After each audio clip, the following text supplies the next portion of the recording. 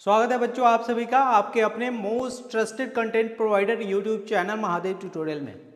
बच्चों अगर आप सीबीएसई बोर्ड एग्जाम्स की तैयारी कर रहे हैं और अच्छे मार्क्स की उम्मीद करते हैं तो महादेव ट्यूटोरियल को लाइक और सब्सक्राइब करें, क्योंकि यहाँ से वो सारे कंटेंट आपको मिलने वाले हैं जो अच्छे मार्क्स के लिए आवश्यक है।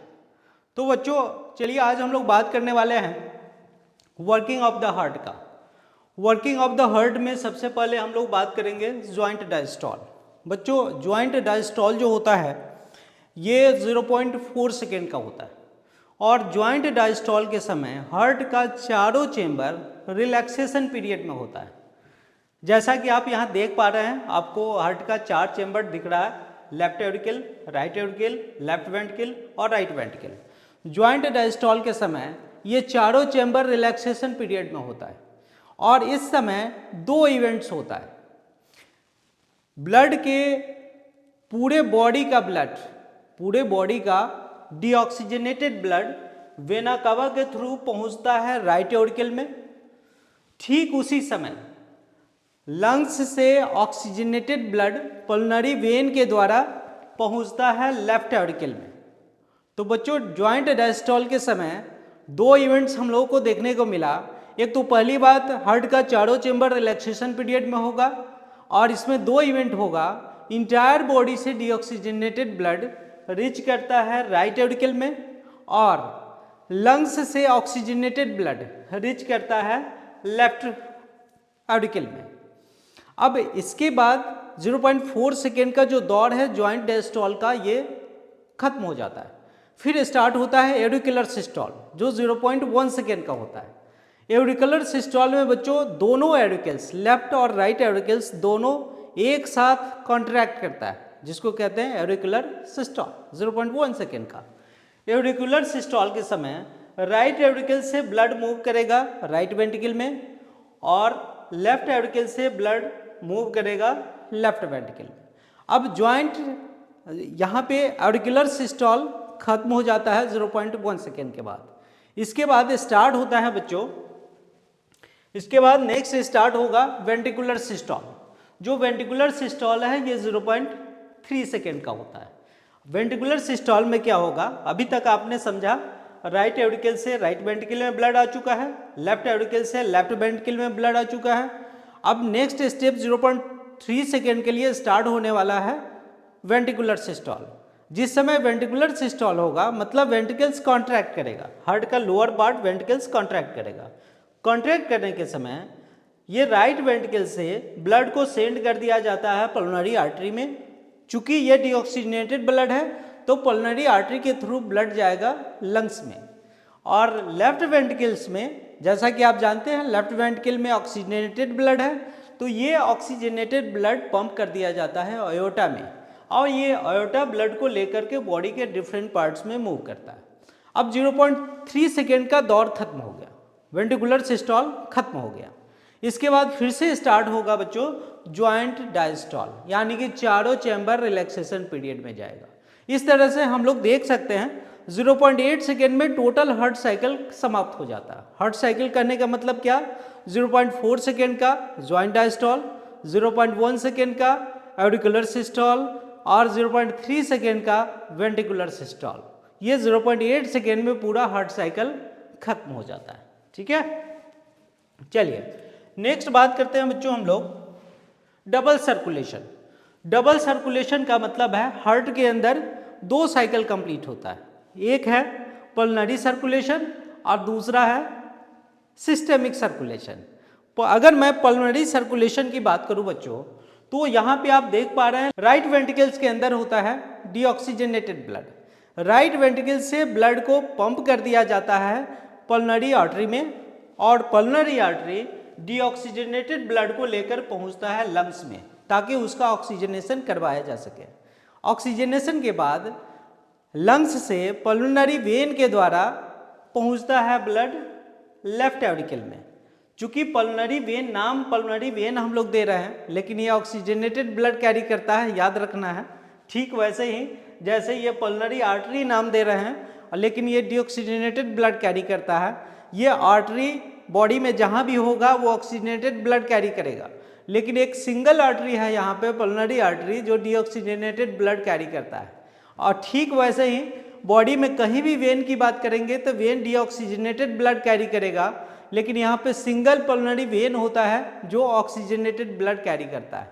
तो एक साइकिल यहाँ से कंप्लीट होता है, राइट वेंट्रिकल से ब्लड लंग्स में और लंग्स से ब्लड लेफ्ट वेंट्रिकल में, तो एक पल्मोनरी सर्कुलेशन कंप्लीट हो जाता है।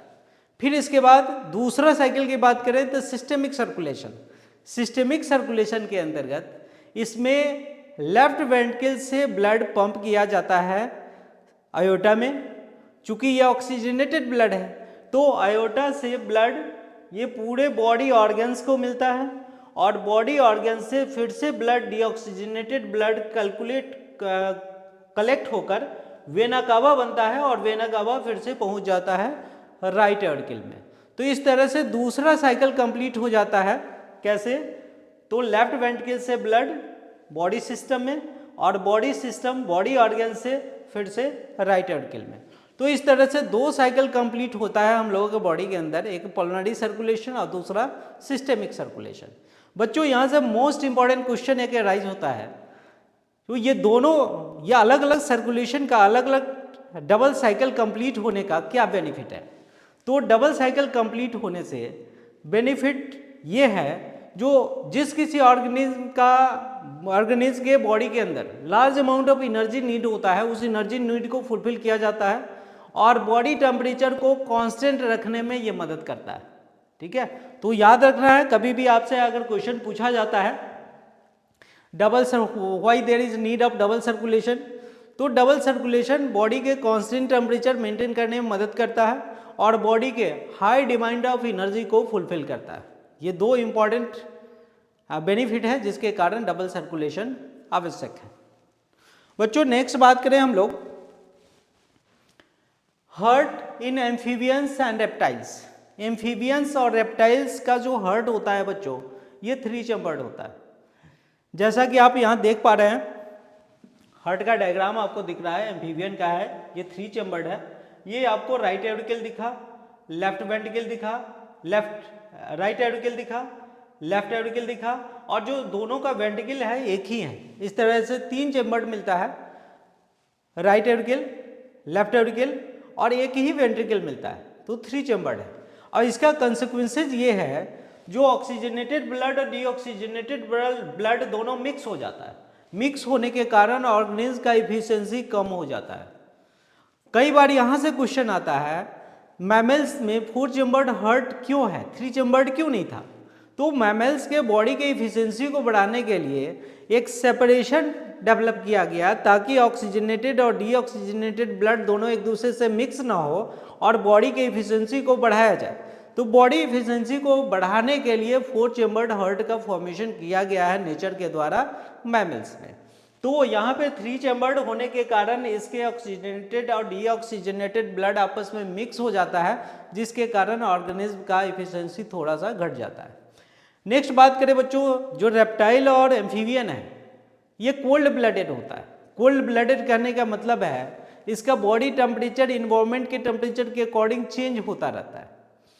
अब इस कोल्ड ब्लडेड नेचर के होने के कारण एम्फीबियन 2 तरह का मूवमेंट शो करता है, एक समर स्लिप और दूसरा विंटर स्लिप।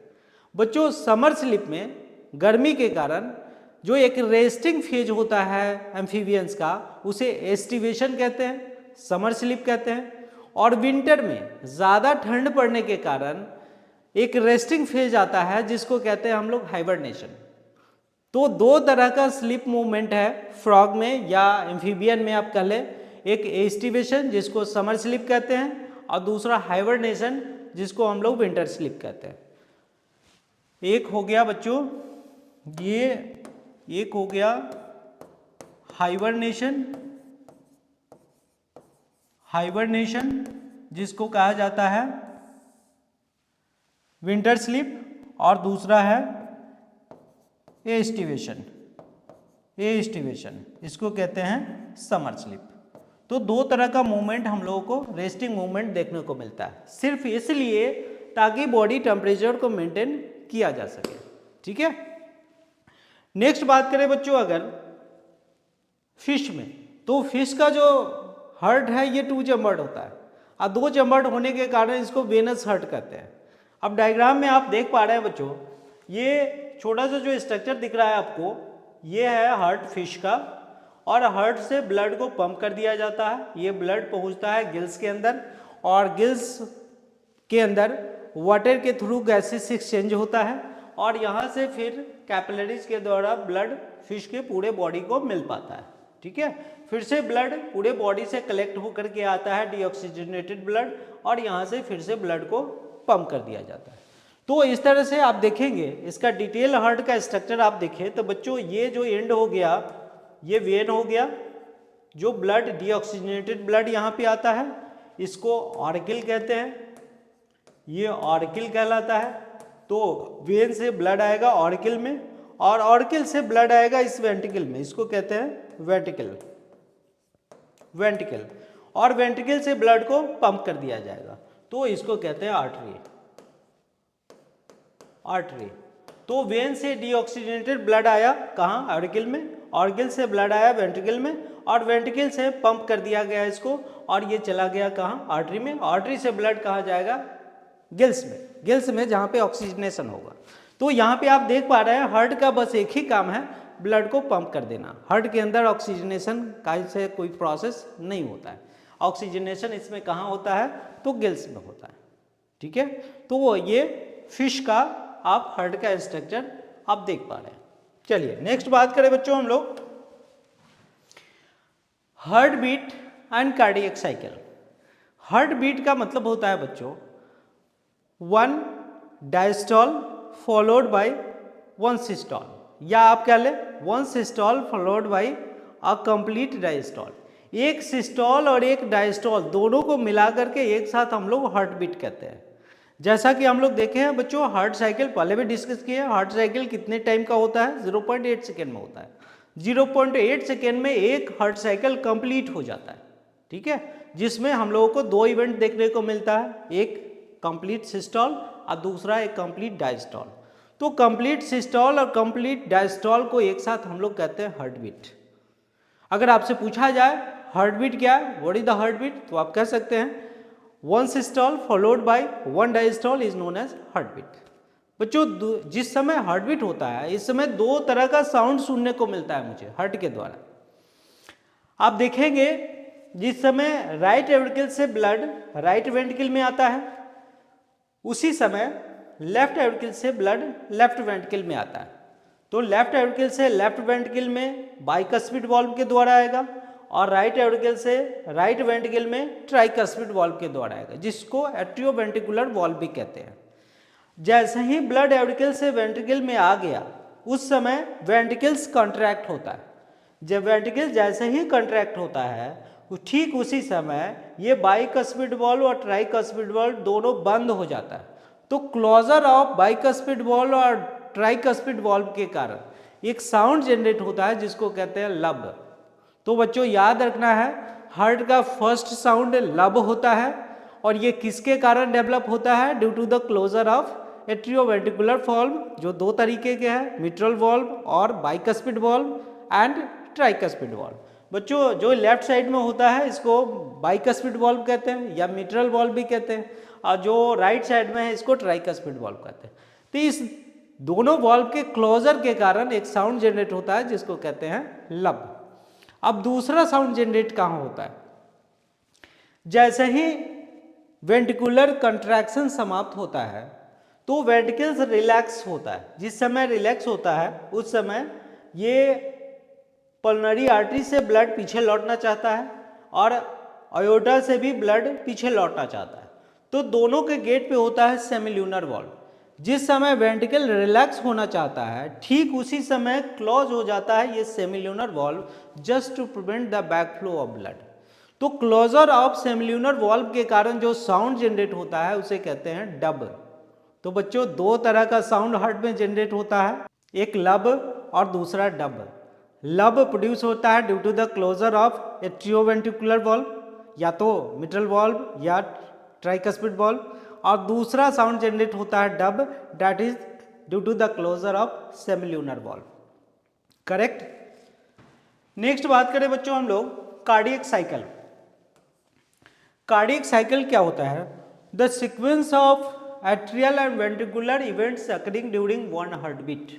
एक हार्ट बीट के समय ऑरिकल और वेंट्रिकल्स के बीच जो सिक्वेंशियल इवेंट्स होता है उसको कलेक्टिवली एक साथ हम लोग हार्ट साइकिल कहते हैं। और पहले भी हम लोग डिस्कस कर चुके हैं, हार्ट साइकिल 0.8 सेकेंड में कंप्लीट हो जाता है। बच्चों अगर आपसे पूछा जाता है एक नॉर्मल एडल्ट ह्यूमंस का हार्ट बीट क्या होगा, तो ये 72 टाइम्स पर मिनट होता है। बच्चों आपको याद रखना है छोटे बच्चे में हार्ट बीट का रेट ज़्यादा भी होता है, फास्टर होता है, लेकिन एक एडल्ट पर्सन में और हेल्दी पर्सन में हार्ट बीट का रेट 72 टाइम्स पर मिनट होता है। ठीक है बच्चों, आज के लिए लेक्चर यहीं पे समाप्त करते हैं।